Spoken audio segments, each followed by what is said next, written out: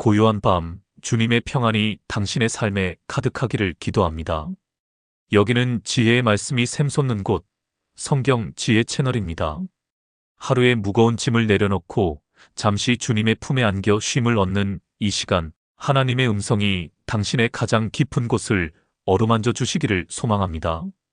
혹시 지금 재정의 어려움 때문에 가슴이 답답하고 밤에 잠 못 이루고 계시지는 않으신가요? 아무리 애를 써도 채워지지 않는 밑 빠진 독처럼 느껴져 마음이 무너져 내리지는 않으신가요? 자녀들에게 더 좋은 것을 해주고 싶지만 현실의 벽 앞에서 한없이 작아지는 자신을 보며 남몰래 눈물 짓고 있지는 않으신가요? 괜찮습니다. 주님은 당신의 모든 아픔과 신음소리를 다 듣고 계십니다. 그리고 오늘 이 시간 바로 당신에게 말씀하기를 원하십니다. 절망의 자리에서 당신을 일으켜 세우고 마르지 않는 샘물과 같은 은혜를 부어주시겠다고 약속하십니다. 당신이 혼자 걷는다고 느꼈던 그 모든 길에 사실은 주님이 함께하고 계셨습니다. 그러니 오늘 이 말씀에 귀를 기울여 보십시오. 당신의 삶의 놀라운 반전을 이루실 주님의 음성을 들어보십시오. 이곳 성경 지혜 채널과 함께 말씀을 붙잡고 기도할 때 당신의 삶에 막혔던 모든 것들이 뚫리고 하늘의 문이 활짝 열리는 기적을 체험하게 될 것입니다. 첫 번째 약속. 하늘의 문을 여는 열쇠. 우리의 삶에는 보이지 않는 수많은 문이 있습니다. 기회의 문, 관계의 문, 건강의 문, 그리고 무엇보다 재정의 문이 있습니다. 이 문들이 굳게 닫혀 있다고 느껴질 때 우리는 낙심하고 좌절합니다. 내 힘으로는 도저히 열 수 없는 거대한 성문 앞에 선 것처럼 막막하기만 합니다. 그러나 성경은 우리에게 분명히 말씀하십니다. 그 모든 문을 여시는 분은 오직 하나님이시며 우리에게 그 하늘의 문을 여는 열쇠를 주셨다고 말입니다. 오늘 우리가 함께 묵상할 말라기 3장 10절 말씀은 바로 그 열쇠에 대한 놀라운 비밀을 담고 있습니다. 만군의 여호와가 이르노라 너희의 온전한 11조를 창고에 들여 나의 집에 양식이 있게 하고 그것으로 나를 시험하여 내가 하늘 문을 열고 너희에게 복을 쌓을 곳이 없도록 붙지 아니하나 보라. 이 말씀은 단순한 명령이 아닙니다. 이것은 하나님의 절절한 사랑이 담긴 초대장입니다.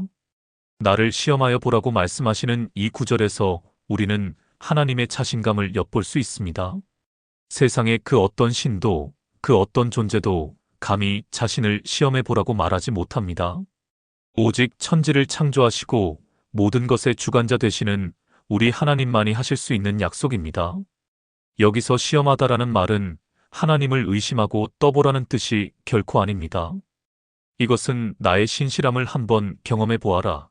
내가 얼마나 약속에 진실한지. 너의 삶으로 직접 증명해 보아라 하시는 주님의 애정 어린 도전입니다. 마치 사랑하는 자녀에게 아빠 손 한번 잡아봐. 절대로 놓지 않을게라고 말하며 믿음을 심어주는 아버지의 모습과 같습니다. 하나님께서는 우리가 당신의 약속을 믿고 순종의 발걸음을 내디딜 때 하늘의 문을 여시고 상상할 수 없는 복을 부어주시는 분임을 친히 경험하기를 원하시는 것입니다. 제가 아는 한 집사님의 이야기가 생각납니다. 그분은 작은 식당을 운영하며 정말 성실하게 사셨습니다. 새벽부터 밤늦게까지 뼈가 부서져라 일했지만 경기는 점점 어려워지고 손님들의 발길은 뜸해졌습니다. 매달 돌아오는 임대료와 직원들 월급 날짜가 다가오면 가슴이 철렁 내려앉고 밤에 잠을 이룰 수가 없었다고 합니다.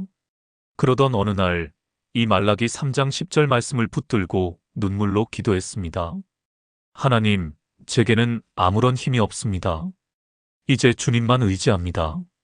이 작은 물질이지만 온전한 11조를 주님께 드리오니 주님의 약속이 제 삶 가운데 정말 이루어지는지 보여주시옵소서.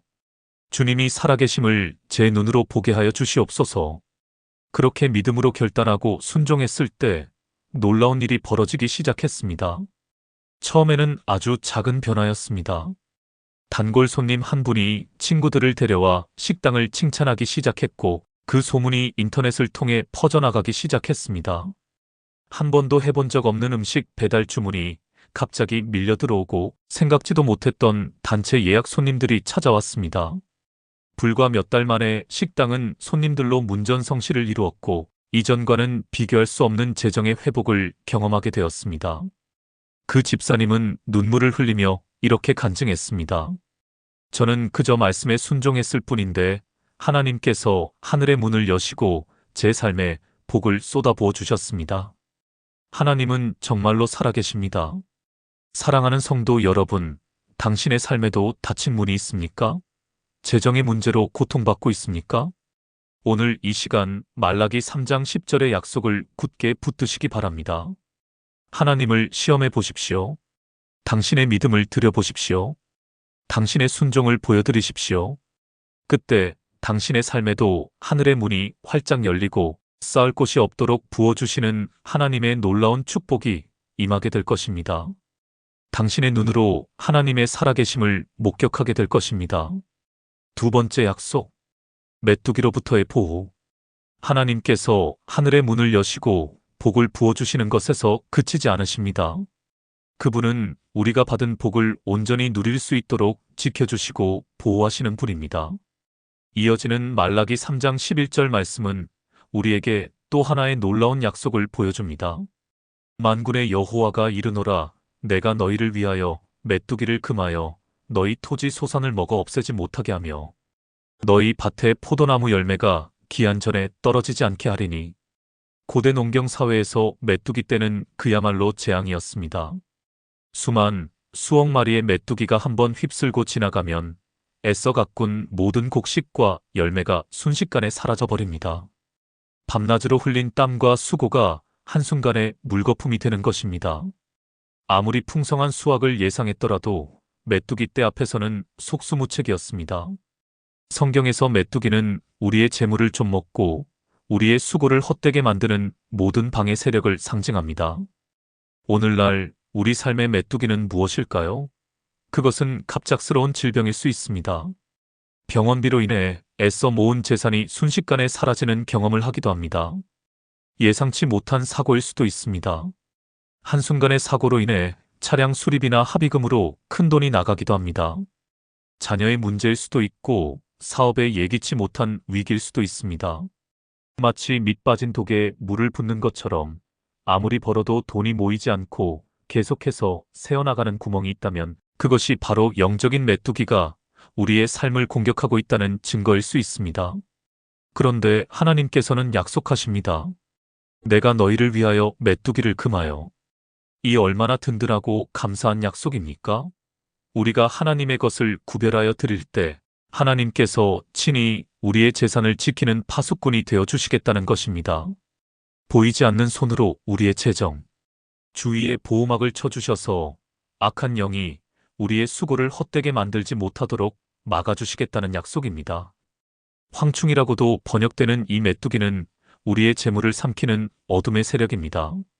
하나님은 이 모든 것을 꾸짖어 주시고 떠나가게 하십니다. 이는 마치 농부가 자신의 밭에 울타리를 치고 해충을 막기 위해 약을 뿌리는 것과 같습니다. 하나님께서는 우리의 재정이 새어나가지 않도록 헛된 곳에 낭비되지 않도록 친히 관리하고 감독해 주십니다. 그래서 밭에 포도나무 열매가 익기도 전에 떨어지는 일이 없게 하십니다. 우리의 노력과 수고가 온전한 결실을 맺도록 지켜주신다는 의미입니다. 월급을 받아도 각종 공과금과 카드값으로 순식간에 사라지는 것이 아니라 그 재물이 우리 가정에 머물며 풍성한 열매를 맺도록 복을 주시는 것입니다. 제가 아는 한 권사님은 남편의 사업이 갑자기 어려워지면서 큰 빚을 지게 되었습니다. 사방이 꽉 막힌 것 같고 매일 빚독촉 전화에 시달리며 지옥 같은 나날을 보냈다고 합니다. 하루는 너무 힘들어 모든 것을 포기하고 싶은 마음으로 새벽 기도에 나갔는데 바로 이 말라기 3장 11절 말씀이 벼락처럼 마음에 와서 꽂혔습니다. 아, 내 삶의 재정을 갉아먹는 이 메뚜기 떼를 막아주실 분은 오직 하나님뿐이시구나. 그날 이후 권사님은 어려운 형편에도 불구하고 믿음으로 하나님의 것을 구별하기 시작했습니다. 그리고 간절히 기도했습니다. 하나님, 우리 가정의 재정을 공격하는 모든 메뚜기 떼를 주님의 이름으로 꾸짖어 주시옵소서. 더 이상 우리의 수고가 헛되지 않게 하시고 빚의 굴레에서 벗어나게 하여 주시옵소서. 그렇게 기도하기를 몇 달, 정말 신기한 일들이 일어나기 시작했습니다. 갑자기 차가 고장나 목돈이 들어갈 일이 생겼는데 평소 알고 지내던 카센터 사장님이 거의 무료로 부품을 교체해 주었습니다. 아이가 갑자기 아파서 큰 병원비를 걱정했는데 알고 보니 실비보험으로 거의 모든 금액이 해결되었습니다. 전혀 기대하지 않았던 곳에서 밀린 대금을 갚겠다며 연락이 오기도 했습니다. 마치 보이지 않는 손이 새어나가던 구멍들을 하나씩 하나씩 막아주는 것 같은 경험을 하게 된 것입니다. 결국 남편의 사업도 조금씩 회복되기 시작했고 몇 년에 걸쳐 모든 빚을 청산하고 지금은 다른 어려운 이웃을 도우며 살아가는 축복의 통로가 되었습니다. 권사님은 늘 이렇게 고백합니다. 하나님께서 메뚜기를 막아주시니 똑같이 벌어도 돈이 모이기 시작했습니다. 주님이 우리의 재정의 주인이 되실 때 세상이 줄 수 없는 안전함과 평안을 누리게 됩니다. 그렇습니다. 우리가 주님의 것을 주님께 드릴 때 주님은 우리의 것을 지켜주십니다. 세상의 도둑과 강도로부터, 예기치 못한 사고와 질병으로부터, 우리의 재물을 갉아먹는 모든 어둠의 세력으로부터 우리를 안전하게 보호하십니다. 더 이상 밑 빠진 독에 물 붓는 인생이 아니라 주님이 채우시고 주님이 지키시는 견고한 인생이 될 것입니다. 당신의 가정을 힘들게 하는 영적인 메뚜기는 무엇입니까? 오늘 밤 그 모든 것을 주님께 맡겨드리십시오. 그리고 선포하십시오. 나의 하나님께서 나를 위하여 메뚜기를 금하신다. 주님의 강력한 보호하심이 당신의 삶과 가정 위에 영원토록 함께 하실 것입니다. 세 번째 약속. 열방 가운데 복의 근원이 되는 산. 하나님의 축복은 단지 우리 개인의 필요를 채우고 우리 가정을 지키는 것에서 끝나지 않습니다. 하나님의 계획은 훨씬 더 크고 위대합니다. 그분은 우리를 통해 하나님의 살아계심을 온 세상에 드러내기를 원하십니다. 말라기 3장 12절은 바로 그 영광스러운 비전을 우리에게 보여줍니다. 너희 땅이 아름다워짐으로 모든 이방인들이 너희를 복되다 하리라. 만군의 여호와의 말이니라. 이 말씀을 가만히 묵상해 보십시오. 너희 땅이 아름다워짐으로 하나님께서 함께 하시는 사람의 삶, 하나님의 축복이 임하는 가정은 아름답게 변화된다는 것입니다. 여기서 땅은 단순히 우리가 밟고 서 있는 흙을 의미하는 것이 아닙니다. 우리의 삶의 모든 영역, 즉 우리의 가정, 우리의 사업장, 우리의 자녀, 우리의 관계, 우리의 내면까지도 포함하는 총체적인 개념입니다. 재정적인 어려움으로 인해 늘 어둡고 그늘졌던 가정이 화목과 웃음이 넘치는 곳으로 변화됩니다. 이것이 바로 땅이 아름다워지는 것입니다. 절망과 실패감에 사로잡혀 있던 우리의 마음에 소망과 기쁨이 싹트는 것, 그것이 바로 우리의 땅이 아름다워지는 증거입니다. 메마르고 갈라진 땅에 단비가 내려와 온갖 아름다운 꽃과 열매를 맺는 것처럼 하나님의 은혜가 임할 때 우리의 삶은 생명력 넘치는 아름다운 정원으로 변화되는 것입니다. 그리고 놀라운 것은 우리의 삶이 이렇게 아름답게 변화될 때 주변 사람들이 그것을 보게 된다는 사실입니다. 모든 이방인들이 너희를 복되다 하리라. 여기서 이방인들은 하나님을 알지 못하는 세상 사람들을 의미합니다. 그들이 우리의 삶을 보고 당신을 보니 정말 하나님은 살아계신 것 같군요. 당신이 믿는 하나님은 참으로 복 주시는 분이군요라고 고백하게 된다는 것입니다. 우리의 삶 자체가 움직이는 간증이 되고 걸어다니는 선교지가 되는 것입니다. 우리가 굳이 입으로 전하지 않아도 우리의 변화된 삶의 모습, 우리의 가정에 깃든 평안과 풍요로움을 통해 사람들이 자연스럽게 하나님께 영광을 돌리게 됩니다. 이것이 바로 하나님께서 우리를 부르신 궁극적인 목적, 복의 근원이 되는 삶입니다. 하나님께서 아브라함에게 너는 복이 될지라 라고 말씀하셨던 것처럼 우리 또한 세상에 복을 흘려보내는 축복의 통로로 살아가기를 원하시는 것입니다. 제가 섬겼던 교회에 한 청년이 있었습니다. 너무나 가난한 집에서 태어나 지독한 열등감과 패배감에 사로잡혀 살던 형제였습니다. 나는 아무리 노력해도 안 돼. 우리 집은 가난을 벗어날 수 없어. 이런 부정적인 생각이 그의 삶을 지배하고 있었습니다. 그러던 어느 날 그는 말씀을 통해 인격적으로 하나님을 만나게 되었고 말라기서의 약속을 붙들고 자신의 삶을 온전히 하나님께 드리기로 결단했습니다. 정말 보잘것없는 수입이었지만 그는 믿음으로 온전한 11조를 드리기 시작했습니다. 그리고 틈만 나면 교회에 와서 청소를 하고 꾸준히 일을 도맡아 하며 몸으로 하나님을 섬겼습니다. 주변 사람들은 그런 그를 보며 어리석다고 손가락질하기도 했습니다. 하지만 그는 묵묵히 하나님의 약속을 신뢰하며 나아갔습니다. 몇 년의 세월이 흘렀습니다. 하나님께서는 그 청년의 삶을 놀랍게 바꾸어 놓으셨습니다. 작은 회사에 격리로 취직했던 그는 성실함을 인정받아 승진을 거듭했고 하나님이 주신 지혜로 탁월한 사업 아이디어를 내어 회사의 성장에 크게 기여했습니다. 결국 그는 그 회사의 중요한 임원이 되었고 이전과는 비교할 수 없는 재정적 축복을 누리게 되었습니다. 하지만 정말 놀라운 변화는 그의 내면에서 일어났습니다.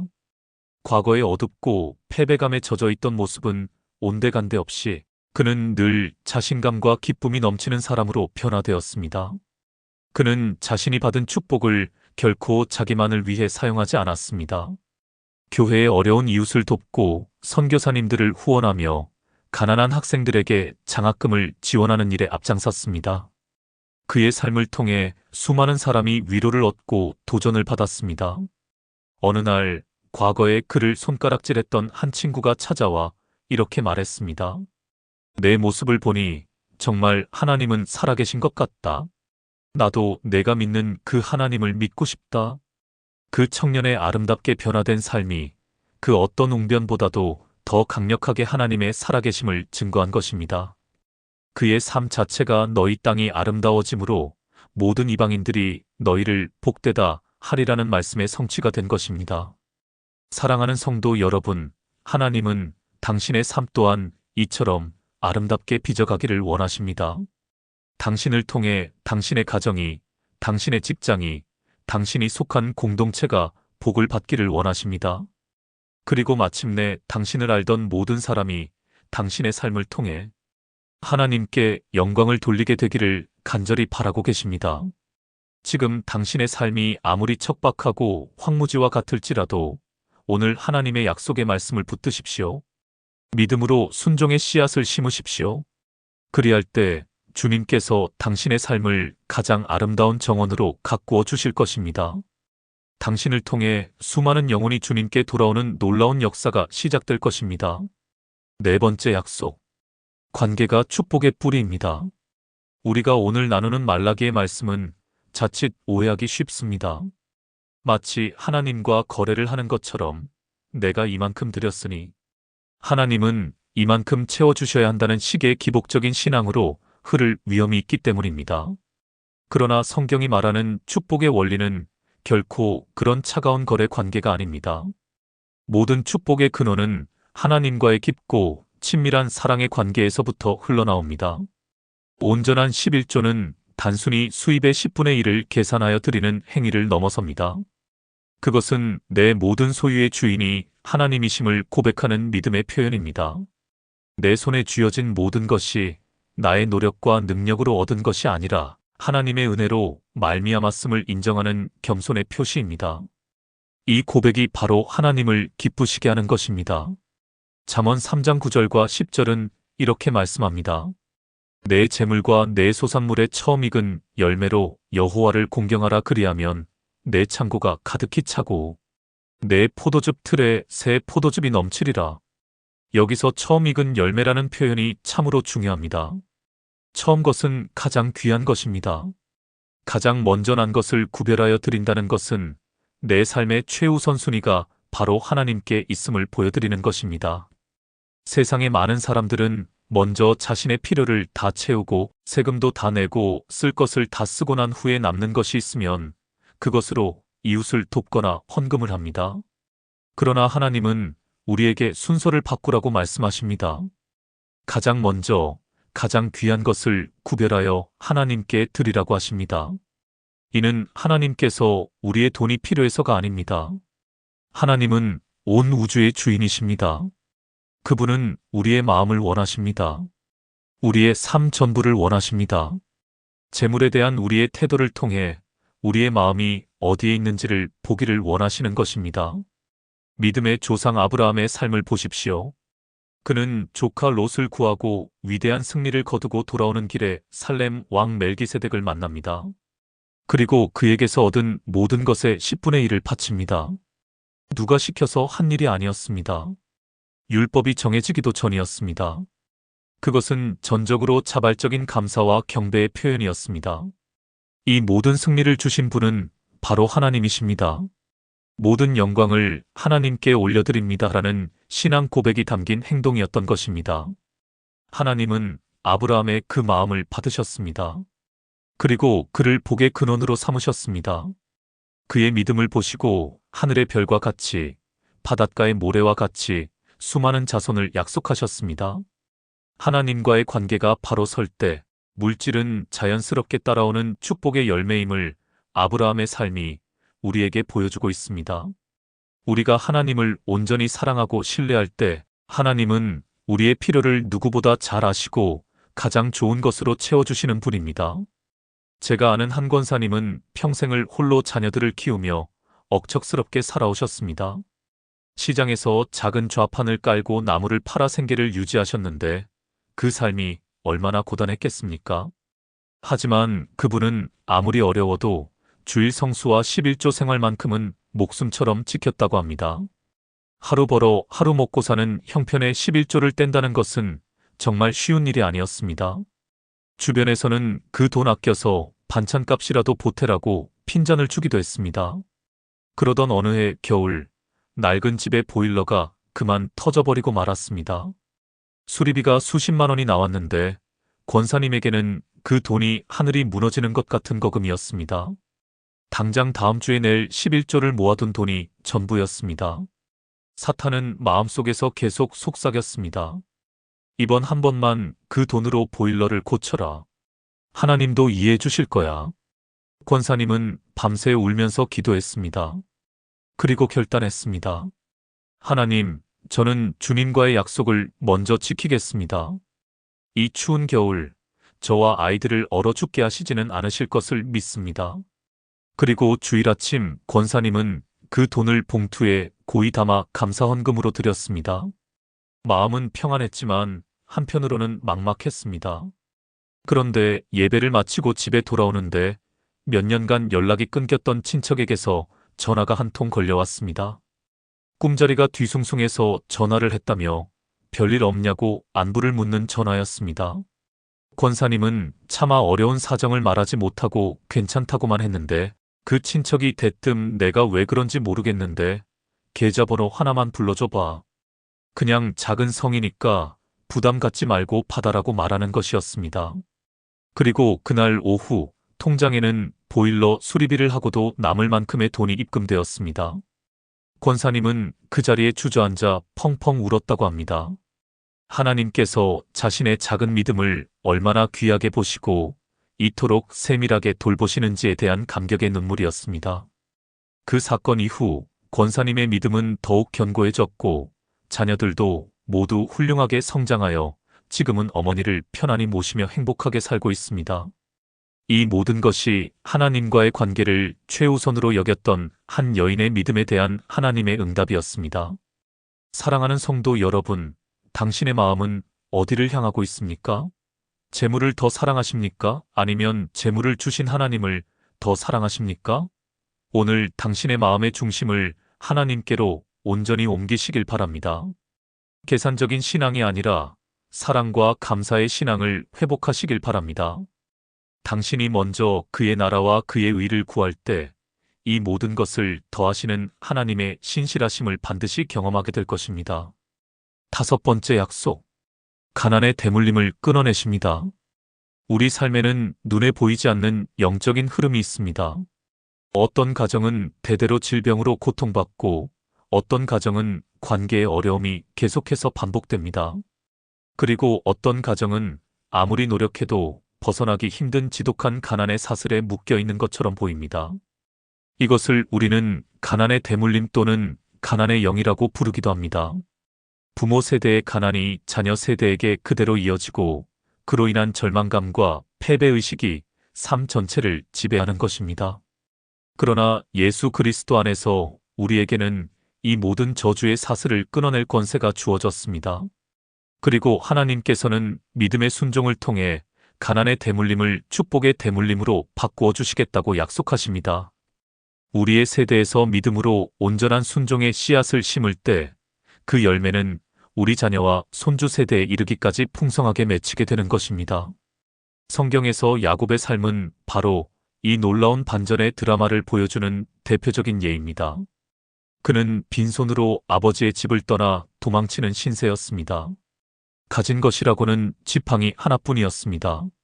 외롭고 두려운 밤, 들판에서 돌을 베개 삼아 잠을 자던 그에게 하나님께서 나타나셨습니다. 그리고 놀라운 약속을 주십니다. 내가 너와 함께 있어 내가 어디로 가든지 너를 지키며 너를 이끌어 이 땅으로 돌아오게 할지라. 내가 내게 허락한 것을 다 이루기까지 너를 떠나지 아니하리라. 이 엄청난 약속 앞에서 야곱은 서원하며 기도합니다. 하나님이 나와 함께 계셔서 내가 가는 이 길에서 나를 지키시고 먹을 떡과 입을 옷을 주시어 내가 평안히 아버지 집으로 돌아가게 하시오면 여호와께서 나의 하나님이 되실 것이요 하나님께서 내게 주신 모든 것에서 10분의 1을 내가 반드시 하나님께 드리겠나이다. 이것이 야곱의 인생을 바꾼 전환점이었습니다. 그는 자신의 인생의 주도권을 하나님께 넘겨드렸습니다. 그리고 자신의 모든 소득의 주인이 하나님이심을 인정하며 11조를 서원했습니다. 그 이후 그의 삶이 어떻게 되었습니까? 외삼촌 라반의 집에서 20년 동안 온갖 속임수와 부당한 대우를 받으면서도 하나님은 그와 함께 하셨습니다. 라반이 10번이나 품삯을 속였지만 하나님께서는 야곱의 재산을 불어나게 하셨습니다. 약한 양은 라반의 것이 되고 튼튼한 양은 야곱의 것이 되는 기이한 일들이 벌어졌습니다. 마침내 그는 두 때나 이룰 만큼 거부가 되어 고향으로 돌아오게 됩니다. 지팡이 하나만 들고 요단강을 건넜던 그가 이제는 거대한 가족과 수많은 가축 떼를 이끌고 돌아온 것입니다. 하나님께서는 야곱 한 사람의 인생만 바꾸신 것이 아닙니다. 그의 순종을 통해 이스라엘의 12지파가 시작되었고 하나님의 구원 역사를 이어가는 축복의 가문을 이루게 하셨습니다. 한 사람의 믿음의 결단이 가난과 방황의 대물림을 끊고 영원한 축복의 통로를 열어젖힌 것입니다. 혹시 지금 우리 집은 대대로 가난해서 어쩔 수 없어라고 체념하고 계신 분이 있습니까? 나는 배운 것도 없고 가진 것도 없어서 이 모양 이 꼴로 살 수밖에 없어라고 절망하고 계십니까? 그렇지 않습니다. 당신이 바로 당신 가문의 야곱이 될 수 있습니다. 당신의 믿음의 결단이 지긋지긋한 가난의 저주를 끊고 하늘의 복을 끌어오는 축복의 통로가 될 수 있습니다. 제가 청년 시절에 만났던 한 형제가 있습니다. 그 형제는 알코올 중독자 아버지 밑에서 불우한 어린 시절을 보냈습니다. 아버지는 돈만 생기면 술을 마셨고 집에는 늘 빚쟁이들이 찾아왔습니다. 가난은 너무나 당연한 일상이었고 마음속에는 늘 아버지에 대한 원망과 세상을 향한 분노가 가득했습니다. 그랬던 그가 군대에서 복음을 접하고 예수님을 인격적으로 만나게 되었습니다. 제대 후에 그는 이전의 삶으로 돌아가지 않았습니다. 공사 현장에서 막노동을 하면서 번 돈으로 신학 공부를 시작했습니다. 그리고 아무리 적은 수입이라도 가장 먼저 11조를 떼어 하나님께 드렸습니다. 하나님, 저는 아버지처럼 살고 싶지 않습니다. 제 삶을 통해 저희 가정에 흐르는 이 저주를 끊어주세요. 저를 축복의 통로로 사용하여 주세요. 그는 눈물로 기도하며 하나님의 약속을 붙들었습니다. 하나님은 그의 기도를 들으셨습니다. 낮에는 일하고 밤에는 공부하는 고된 시간이었지만 하나님은 그에게 지혜와 건강을 주셨고 귀한 만남의 복을 허락하셨습니다. 신실한 믿음의 자매를 만나 가정을 이루게 하셨고 작은 개척교회를 시작하게 하셨습니다. 처음에는 성도가 몇 명 없는 지하 예배당이었지만 그의 진실한 말씀과 삶을 통해 상처받은 영혼들이 하나둘씩 모여들기 시작했습니다. 지금 그는 수백 명의 영혼을 섬기는 존경받는 목회자가 되었습니다. 하나님께서는 그에게 재정의 축복도 허락하셔서 가난했던 과거를 상상할 수 없을 만큼 넉넉한 삶을 살게 하셨습니다. 그러나 무엇보다 큰 축복은 그의 자녀들이 아버지의 신실한 믿음을 보고 배우며 반듯하고 경건한 청년들로 자라났다는 사실입니다. 술에 취해 폭력을 휘두르던 할아버지의 모습은 온데간데 없고 그 가정은 이제 말씀과 찬양이 끊이지 않는 축복의 명문 가문으로 변화되었습니다. 한 사람의 순종이 가난과 저주의 대물림을 끊고 영광스러운 축복의 역사를 새로 쓴 것입니다. 사랑하는 성도 여러분, 당신의 순종은 결코 당신 한 사람에게서 끝나지 않습니다. 당신이 오늘 믿음으로 드리는 작은 헌신을 통해 당신의 자녀와 손주들의 삶에 하늘의 문이 열릴 것입니다. 그들의 앞길을 가로막던 모든 장애물이 무너져 내릴 것입니다. 세상이 줄 수 없는 하나님의 풍성한 은혜와 축복이 당신의 가문에 강물처럼 흘러넘치게 될 것입니다. 당신을 통해 시작될 이 놀라운 축복의 대물림을 기대하며 오늘 믿음으로 순종의 발걸음을 내딛는 복된 밤이 되시기를 주님의 이름으로 축원합니다. 6번째 약속. 심는 대로 거두는 법칙. 온 우주를 다스리는 하나님의 법칙 중 가장 기본적이고 강력한 원리 중 하나는 바로 심는 대로 거두는 법칙입니다. 농부가 콩을 심으면 콩이 나고 팥을 심으면 팥이 나는 것은 변하지 않는 진리입니다. 이 원리는 우리의 영적인 삶과 재정의 영역에도 동일하게 적용됩니다. 우리가 무엇을 심든지 하나님께서는 그것을 기억하시고 반드시 열매 맺게 하시는 분입니다. 갈라디아서 6장 7절은 우리에게 엄중하게 경고합니다. 스스로 속이지 말라. 하나님은 업신여김을 받지 아니하시나니 사람이 무엇으로 심든지 그대로 거두리라. 이 말씀은 우리가 하나님 앞에 어떤 마음과 태도로 물질을 심는지가 얼마나 중요한지를 깨닫게 합니다. 인색한 마음으로 심는 자는 인색한 열매를 거둘 것이고 억지로 마지못해 심는 자는 기쁨 없는 열매를 거둘 것입니다. 그러나 감사와 기쁨의 마음으로 풍성한 열매를 기대하며 믿음으로 심는 자는 반드시 풍성한 수확의 기쁨을 맛보게 될 것입니다. 예수님께서 성전 연복의 앞에서 사람들의 헌금을 지켜보시던 장면을 기억하십니까? 수많은 부자들이 와서 많은 돈을 넣었습니다. 그러나 예수님의 시선은 아무도 주목하지 않았던 한 가난한 과부에게 머물렀습니다. 그녀는 랩돈 2푼, 오늘날의 가치로 하면 몇백 원에 불과한 아주 작은 돈을 넣었습니다. 그러나 예수님은 제자들을 불러 모으시고 이렇게 말씀하셨습니다. 내가 진실로 너희에게 이르노니 이 가난한 과부는 헌금함에 넣는 모든 사람보다 많이 넣었도다. 그들은 다 그 풍족한 중에서 넣었거니와 이 과부는 그 가난한 중에서 자기의 모든 소유 곧 생활비 전부를 넣었느니라. 하나님께서 보시는 것은 헌금의 액수가 아닙니다. 그 안에 담긴 마음의 무게와 희생의 깊이입니다. 부자들에게 그 많은 돈은 그저 풍족한 재산의 일부에 불과했지만 과부에게 2렙돈은 그녀의 삶 전부였습니다. 그녀는 자신의 생계를 하나님께 온전히 맡기는 믿음으로 심었던 것입니다.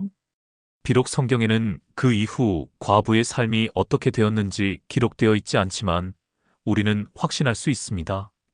생활비 전부를 드릴 만큼 하나님을 신뢰했던 그 여인의 삶을 우리 주님께서 결코 외면하지 않으셨을 것입니다.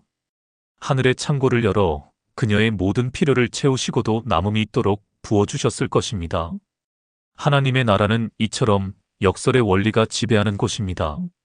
세상은 더 많이 가지기 위해 움켜쥐라고 말하지만 하나님은 더 많이 얻기 위해 먼저 주라고 말씀하십니다. 움켜쥔 손에는 아무것도 더 담을 수 없지만 주는 손, 심는 손에는 하나님께서 더 좋은 것으로 채워주시기 때문입니다. 고린도후서 9장 6절은 이 원리를 명확하게 설명합니다.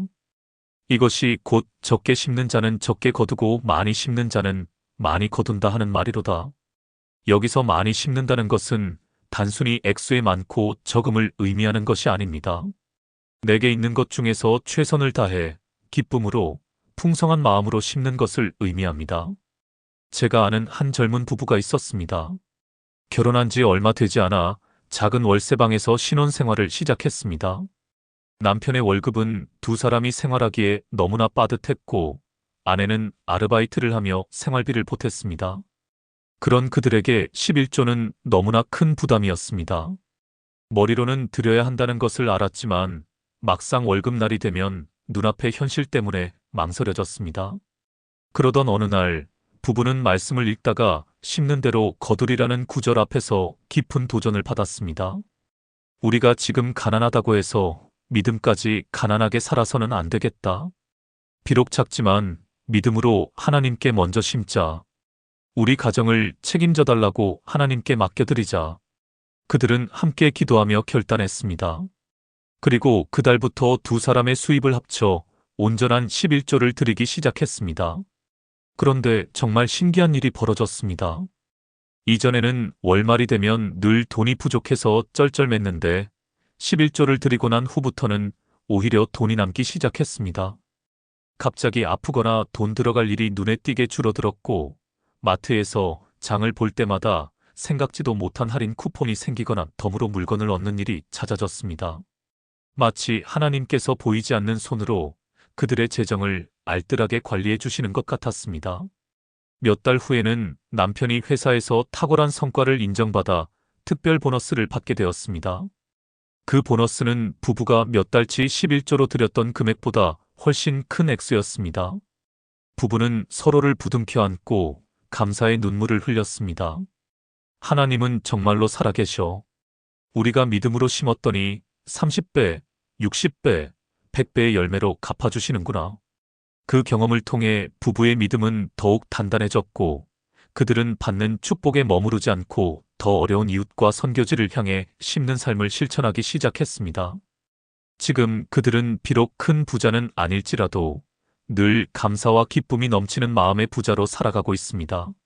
사랑하는 성도 여러분, 당신은 지금 무엇을 심고 계십니까? 혹시 거둘 것이 없는 텅 빈 들판을 바라보며 한숨만 쉬고 있지는 않으신가요? 오늘 믿음의 씨앗을 심으십시오. 감사의 씨앗을 심으십시오. 순종의 씨앗을 심으십시오. 비록 지금 당신의 손에 들린 것이 두 랩돈처럼 작고 초라하게 보일지라도 그것을 믿음으로 주님께 드릴 때 하나님께서는 그것을 통해 30배, 60배, 100배의 놀라운 열매를 거두게 하실 것입니다. 당신의 인생이라는 밭에 하나님의 풍성한 수확이 가득하게 될 것입니다. 7번째 약속. 만몬의 권세에서 자유케 됩니다. 예수님께서는 우리에게 아주 중요한 영적 진리를 가르쳐 주셨습니다. 그것은 바로 재물의 문제 뒤에는 보이지 않는 영적인 실체가 있다는 사실입니다. 마태복음 6장 24절에서 예수님은 단호하게 말씀하십니다. 한 사람이 두 주인을 섬기지 못할 것이니 혹 이를 미워하고 저를 사랑하거나 혹 이를 중히 여기고 저를 경히 여김이라. 너희가 하나님과 재물을 겸하여 섬기지 못하느니라. 예수님은 여기서 재물을 단순히 돈이나 물질이라고 부르지 않으시고 만몬이라는 인격적인 이름으로 부르셨습니다. 만몬은 돈을 신격화하여 숭배하게 만드는 어둠의 영입니다. 만몬의 가장 큰 특징은 우리 마음속에 끊임없는 불안과 염려를 심어준다는 것입니다. 이것이 없으면 어떻게 살지? 노후는 어떻게 준비하지? 더 많이 가져야 안전해라고 속삭이며 우리의 시선을 하나님이 아닌 돈에 고정시키게 만듭니다. 만몬의 노예가 된 사람들은 돈이 많아도 평안이 없습니다. 더 많이 쌓아두지 못할까봐 불안하고 쌓아둔 것을 잃을까봐 두려워합니다. 돈 때문에 형제와 다투고 이웃을 속이며 심지어는 자신의 양심까지 팔아버립니다. 돈이 인생의 주인이 되어버린 비참한 삶입니다. 하나님께서 우리에게 온전한 11조와 헌물을 요구하시는 가장 깊은 영적인 의미 중 하나는 바로 우리를 이 만몬의 강력한 지배력에서 해방시키기 위함입니다. 우리가 수입의 첫 열매를 구별하여 하나님께 드릴 때 우리는 입술만이 아니라 우리의 삶 전체로 고백하는 것입니다. 하나님, 돈이 나의 주인이 아닙니다. 오직 하나님만이 내 인생의 주인이십니다. 나의 공급자는 세상의 재물이 아니라 하늘의 아버지이십니다. 나는 돈을 의지하여 사는 자가 아니라 하나님의 약속의 말씀을 믿음으로 사는 자입니다. 이 믿음의 선포가 바로 만몬의 권세를 깨뜨리는 영적인 망치입니다. 11조는 단순한 헌금이 아니라 영적 전쟁의 선포입니다. 돈에 대한 우리의 소유권을 포기하고 하나님의 주권을 인정하는 항복문서와도 같습니다. 이 결단이 있을 때 우리를 올가매던 돈에 대한 염려와 두려움의 사슬이 끊어지고 하나님이 주시는 참된 자유와 평안을 누리게 되는 것입니다. 제가 아는 한 사업가 장로님이 계십니다. 그분은 젊은 시절 자수성가하여 큰 부를 이루었습니다. 그러나 돈을 벌면 벌수록 마음은 더 공허해지고 불안해졌다고 합니다. 밤에는 혹시라도 사업이 잘못될까봐 잠을 설치기 일쑤였고 주변 사람들을 아무도 믿지 못하게 되었습니다.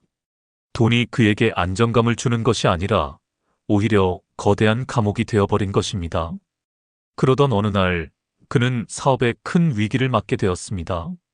믿었던 직원의 배신으로 부도 직전에 몰리게 된 것입니다. 모든 것을 잃을지도 모른다는 극심한 공포 속에서 그는 난생 처음으로 교회에 나가 무릎을 꿇었습니다. 그리고 자신의 죄와 교만을 눈물로 회개했습니다. 하나님, 제가 주인이 되어 살아온 삶이 결국 이런 비참한 결과를 낳았습니다. 이제 제 인생의 주도권을 주님께 드립니다. 저를 다스려 주시옵소서. 기적적으로 하나님의 도우심으로 사업은 위기를 넘겼습니다. 그 사건 이후 장로님의 삶은 180도 달라졌습니다. 그는 가장 먼저 자신의 재정 주권을 하나님께 넘겨드렸습니다. 철저하게 온전한 11조를 드리기 시작했고 수입이 늘어날수록 더 많은 것을 구별하여 하나님의 나라와 어려운 이웃을 위해 사용했습니다. 사람들은 그를 이해하지 못했습니다. 더 많이 벌었으니 더 좋은 차를 사고 더 큰 집으로 이사갈 것이라고 생각했지만 그는 오히려 자신의 삶을 더욱 단순하게 만들고 남는 모든 것을 하나님의 창고에 쌓기 시작했습니다. 놀라운 것은 그렇게 나누고 베풀기 시작하자 이전에는 결코 경험해보지 못했던 기쁨과 평안이 마음에 가득 차기 시작했다는 것입니다. 더 이상 돈에 얽매이지 않게 되자 그는 비로소 진정한 자유를 맛보게 된 것입니다. 그는 종종 이렇게 간증합니다. 예전에는 제가 돈의 주인이 아니라 돈이 저의 주인이었습니다. 저는 만몬의 노예였습니다. 그러나 제가 믿음으로 하나님의 것을 구별하여 드리기 시작했을 때 하나님께서 저를 그 지긋지긋한 노예 상태에서 해방시켜 주셨습니다. 지금은 돈이 얼마나 많고 적으냐에 따라 행복이 좌우되지 않습니다. 오직 하나님 한 분만으로 만족하는 기쁨을 누리게 되었습니다. 재물을 쌓아두는 부자가 아니라 하나님께 대하여 부유한 자가 되는 것이 인생 최고의 축복입니다. 사랑하는 성도 여러분, 당신의 마음을 다스리고 있는 주인은 누구입니까? 하나님이십니까? 아니면 만몬입니까? 혹시 돈에 대한 염려와 불안으로 잠 못 이루고 계시지는 않으신가요? 오늘 밤 당신의 재정 주권을 온전히 하나님께 넘겨드리십시오. 믿음으로 하나님의 것을 구별하여 드림으로 만몬의 권세가 당신의 삶에서 떠나갔음을 선포하십시오. 그리할 때 세상이 알 수도 없고 줄 수도 없는 하늘의 평강이 당신의 마음과 생각을 지키실 것입니다. 돈의 노예가 아닌 하나님의 자녀로서 누리는 참된 자유와 풍요를 경험하게 될 것입니다. 8번째 약속. 하나님의 계산법을 경험합니다. 세상의 계산법과 하나님의 계산법은 근본적으로 다릅니다. 세상의 수학에서는 100에서 10을 빼면 90이 남습니다. 이것은 너무나 당연하고 명백한 사실입니다. 그래서 많은 사람들이 11조를 생각할 때 이 세상의 계산법에 갇혀버립니다. 내 수입의 10%가 줄어드는데 어떻게 지금보다 더 나은 생활을 할 수 있단 말인가? 이것도 부족한데 11조까지 떼면 무엇으로 살아간단 말인가? 합리적인 생각처럼 보입니다. 그러나 하나님의 나라에는 우리가 이해할 수 없는 신비로운 곱셈의 법칙이 존재합니다. 하나님의 계산법에서는 하나님께 드려진 10을 뺀 90이 원래의 100보다 훨씬 더 커지는 기적이 일어납니다. 왜냐하면 우리가 드리지 않은 100에는 하나님의 축복이 머물지 않지만 우리가 믿음으로 구별하여 드리고 남은 90위에는 쌓을 곳이 없도록 부어주시는 하나님의 복이 임하기 때문입니다. 하나님이 축복하신 90은 그렇지 않은 100보다 훨씬 더 강력하고 풍성한 힘을 발휘합니다. 이 놀라운 원리를 가장 극적으로 보여주는 사건이 바로 오병이어의 기적입니다. 예수님께서 광야에서 말씀을 전하실 때 수많은 무리가 굶주리고 있었습니다. 제자들이 가진 것이라고는 한 어린아이가 내어놓은 보리떡 5개와 물고기 2마리가 전부였습니다. 세상의 계산법으로는 장정만 5,000명이 넘는 사람들을 먹이는 것은 불가능한 일이었습니다. 떡 5개를 5,000명으로 나누면 한 사람당 돌아가는 것은 먼지 한 톨에 불과할 것입니다. 그러나 예수님은 하늘을 우러러 축사하시고 떡을 떼어 제자들에게 주셨습니다. 그리고 제자들은 사람들에게 나누어 주었습니다. 어떤 일이 일어났습니까? 모든 사람이 배불리 먹고도 남은 조각이 12바구니에 가득 찼습니다. 보잘것없는 오병이어가 예수님의 손에 들려졌을 때 그것은 수천 명을 먹이고도 남는 풍성한 기적의 식탁으로 변화되었습니다. 우리의 11조가 바로 이 오병이어와 같습니다. 우리의 손에만 머물러 있을 때 그것은 그저 제한된 액수의 돈에 불과합니다. 그러나 우리가 그것을 믿음으로 떼어 주님의 손에 올려드릴 때 주님은 그것을 축복하시고 쪼개셔서 우리의 남은 90%의 재정을 놀랍도록 풍성하게 만들어 주시는 것입니다. 갑자기 들어갈 돈이 막아지고 생각지도 못한 곳에서 수입이 생기며 적은 돈으로도 더 많은 것을 할 수 있는 지혜를 주십니다. 남은 90이 이전의 100보다 훨씬 더 윤택해지는 12광주리가 남는 기적을 체험하게 되는 것입니다. 제가 아는 한 신혼부부의 간증입니다. 아내가 먼저 믿음을 갖고 남편을 전도하여 함께 교회를 다니기 시작했습니다. 아내는 온전한 11조 생활을 하고 싶었지만 아직 믿음이 연약했던 남편은 완강하게 반대했습니다. 우리 형편에 어떻게 11조를 해? 대출금 갚고 공과금 내고 나면 남는 것도 없는데. 나중에 돈 많이 벌면 그때 가서 하자. 아내는 남편과 다투고 싶지 않아서 일단 순종했지만 마음속으로 계속 기도했습니다. 하나님, 제 남편의 마음을 열어주세요. 우리 가정이 온전히 하나님을 섬기는 가정이 되게 해주세요. 그러던 어느 날 남편의 직장 동료가 주식 투자로 큰 돈을 벌었다는 이야기를 듣고 남편은 빚을 내서 주식에 투자를 했습니다. 그러나 결과는 처참한 실패였습니다. 원금은커녕 더 큰 빚만 떠안게 되었습니다. 남편은 절망에 빠져 술로 세월을 보냈습니다. 아내는 그런 남편을 원망하는 대신 조용히 곁을 지키며 기도했습니다. 그리고 어느 날 밤 남편에게 조심스럽게 말했습니다. 여보, 우리가 우리 힘으로 살려고 하니까 이렇게 힘든가 봐요. 이제부터 딱 3달만 우리 하나님의 방법을 한번 써보면 어떨까요? 속는 셈 치고 딱 3달만 온전한 11조를 드려봐요. 만약 그래도 아무 일도 일어나지 않으면 그때는 당신 뜻대로 할게요. 지푸라기라도 잡는 심정이었던 남편은 마지못해 아내의 제안에 동의했습니다. 그리고 그 다음 달 월급부터 부부는 정말 어려운 가운데서 11조를 떼어 하나님께 드렸습니다. 첫 달에는 별다른 변화가 없었습니다. 남편은 역시나 그렇지 하며 비웃었습니다. 그러나 2번째 달이 되었을 때 이상한 일이 생겼습니다. 시어머니께서 전화를 하셔서 요즘 너희들 힘든 것 같아서 반찬 좀 만들었다며 가져다 주셨는데 쌀과 김치, 각종 식료품이 가득해서 한 달치 식비가 거의 굳었습니다. 3번째 달에는 갑자기 회사에서 몇 년 전에 잊고 있었던 수당이 잘못 계산되었다며 생각지도 못한 돈이 통장으로 들어왔습니다. 남편은 너무나 놀랐습니다. 자신이 그토록 아등바등하며 지키려고 했던 10%를 하나님께 드렸더니 하나님께서는 전혀 다른 방법으로 그들의 필요를 채워주고 계셨던 것입니다. 그날 밤 남편은 아내 앞에서 처음으로 눈물을 흘리며 자신의 불신앙을 회개했습니다. 그리고 진심으로 예수님을 자신의 구주와 주인으로 영접했습니다. 그 이후 그 가정은 온전히 하나님을 섬기는 믿음의 가정으로 굳게 세워졌고 빚도 모두 갚고 안정된 생활을 하게 되었습니다. 하나님의 계산법을 실제로 체험하게 된 것입니다.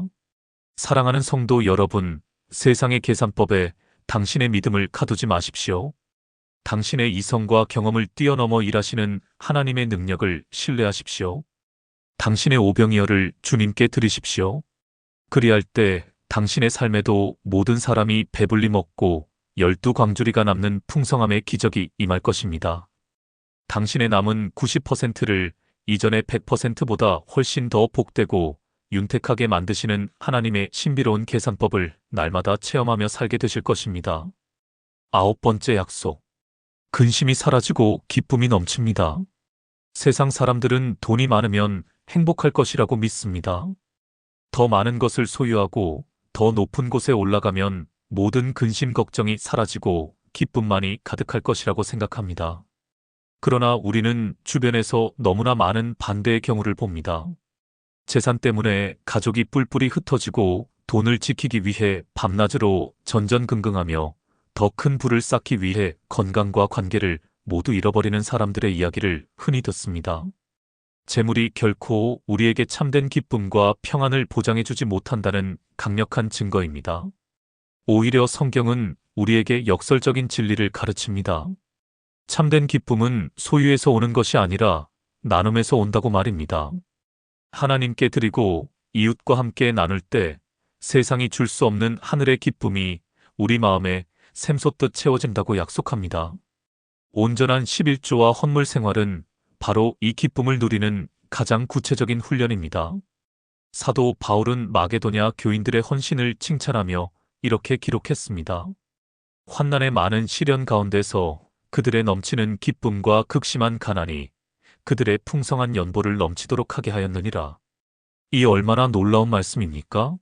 그들은 극심한 가난과 환난 가운데 있었습니다. 세상적인 눈으로 보면 불평과 원망이 가득해야 할 상황입니다. 그러나 그들은 오히려 넘치는 기쁨으로 풍성한 헌금을 드렸습니다. 어떻게 이것이 가능했을까요? 그들은 재물의 주인이 자신이 아니라 하나님이심을 알았기 때문입니다. 자신들의 삶이 하나님의 은혜 안에 있음을 믿었기 때문입니다. 그래서 자신의 것을 떼어드리는 것을 손해나 희생이라고 생각하지 않았습니다. 오히려 하나님의 일에 동참할 수 있다는 사실 자체를 가장 큰 특권과 기쁨으로 여겼던 것입니다. 드림으로써 소유의 집착에서 벗어났고 나눔으로써 이기심의 감옥에서 해방되었습니다. 그 결과 환경을 뛰어넘는 하늘의 기쁨이 그들의 심령을 가득 채웠던 것입니다. 11조는 의무이기 이전의 특권입니다. 하나님의 위대한 구원 역사와 선교 사역에 우리가 동참할 수 있도록 허락하신 은혜의 통로입니다. 내가 드린 작은 물질이 어딘가에서 한 영혼을 살리는 복음의 씨앗이 되고 절망에 빠진 이웃을 일으켜 세우는 사랑의 손길이 되며 하나님의 교회를 든든히 세워가는 벽돌 한 장이 된다고 상상해 보십시오. 이보다 더 가슴 벅차고 기쁜 일이 어디 있겠습니까? 제가 아는 한 할머니 권사님의 이야기가 있습니다. 남편을 일찍 여의고 평생 폐지를 주어 생활하며 홀로 자녀들을 키워내신 분입니다. 누가 봐도 도움이 필요한 분이었지만 권사님은 단 한 번도 주일 헌금을 거른 적이 없으셨습니다.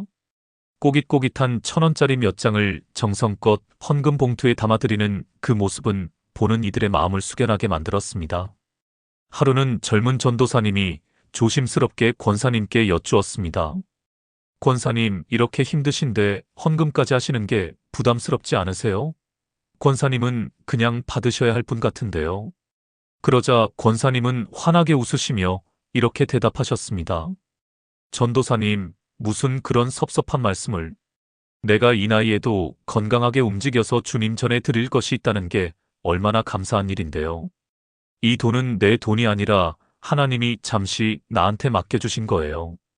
이걸 드릴 때가 내 일주일 중에 제일 기쁘고 행복한 시간이랍니다. 그 권사님의 얼굴에는 가난의 그늘이나 세상의 근심을 찾아볼 수 없었습니다. 오직 주님께 드릴 수 있다는 기쁨과 감사로 가득 차 있었습니다. 세상이 보기에는 가장 가난한 사람이었지만 영적으로는 그 누구보다 부유한 분이셨습니다. 드림의 기쁨을 아는 자만이 누릴 수 있는 하늘의 평강이 그 삶을 온전히 지배하고 있었던 것입니다.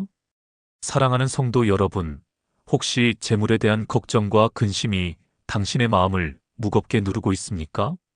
더 많이 갖지 못해서, 남들보다 더 누리지 못해서 불행하다고 느끼고 있지는 않으신가요?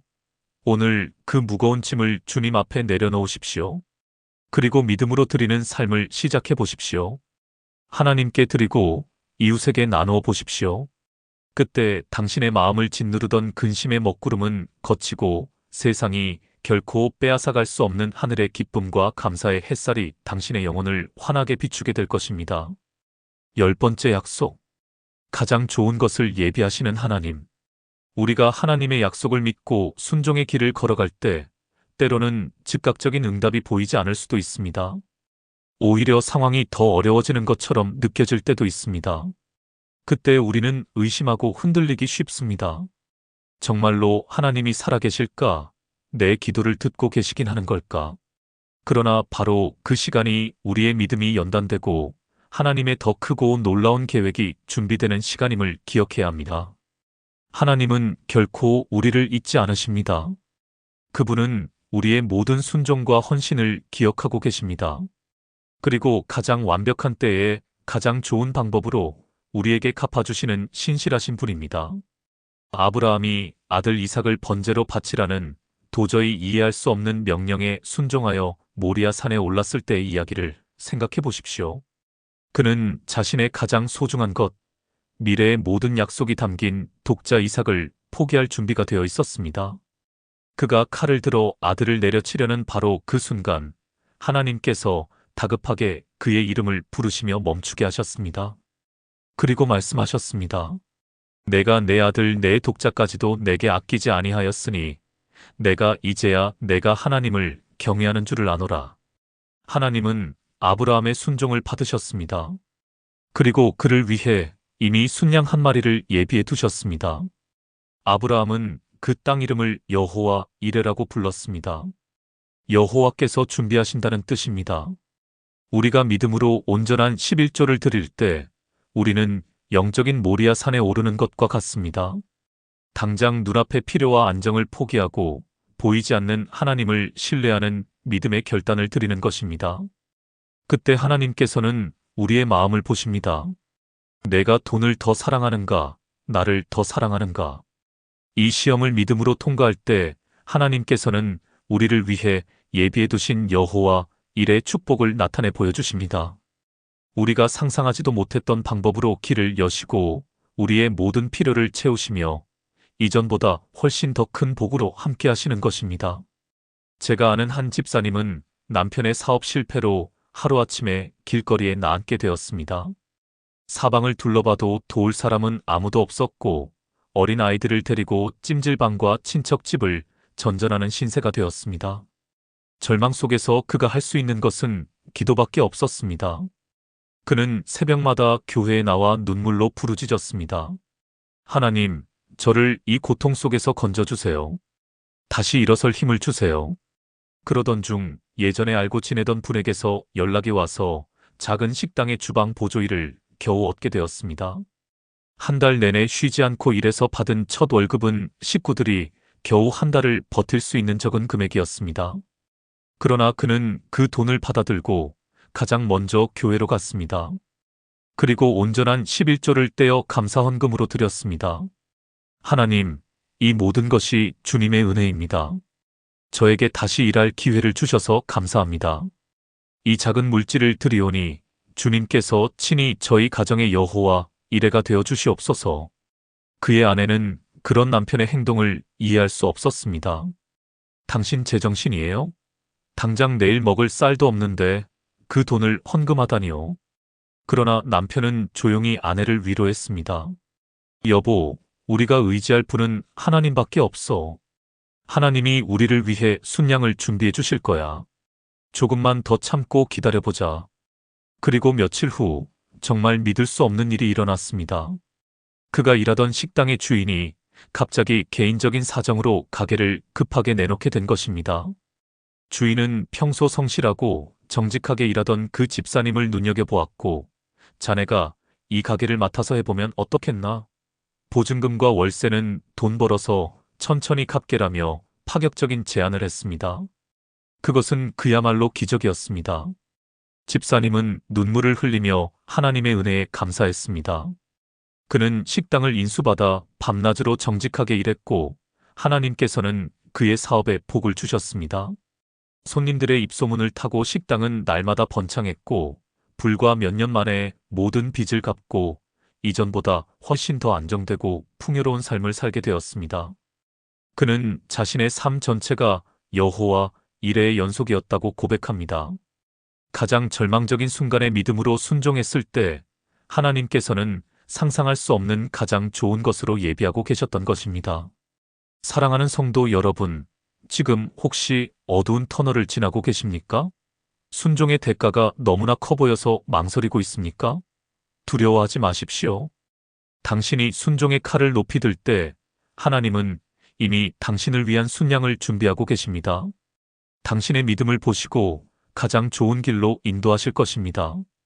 당신의 삶에 예비된 여호와 이레의 놀라운 축복을 기대하며 오늘도 믿음의 발걸음을 힘차게 내딛는 당신이 되기를 간절히 기도합니다. 오늘 우리는 말라기 3장의 말씀을 통해 하나님께서 당신의 자녀들에게 약속하신 재정 축복의 놀라운 비밀을 함께 나누었습니다. 하나님은 하늘의 문을 여시고 쌓을 곳이 없도록 복을 부어주시겠다고 약속하셨습니다. 우리의 수고를 헛되게 만드는 메뚜기를 금하여 주시고 우리의 삶을 아름답게 가꾸셔서 세상 모든 사람에게 복의 근원이 되게 하시겠다고 약속하셨습니다. 이 모든 축복은 하나님과의 올바른 관계에서 시작됩니다. 재물의 주인이 하나님이심을 인정하고 믿음으로 온전한 11조를 드릴 때 우리는 지긋지긋한 가난의 대물림을 끊고 축복의 명문 가문을 세워갈 수 있습니다. 우리는 심는 대로 거두시는 하나님의 법칙을 신뢰하며 우리를 올가매는 만몬의 권세에서 벗어나 참된 자유를 누리게 됩니다.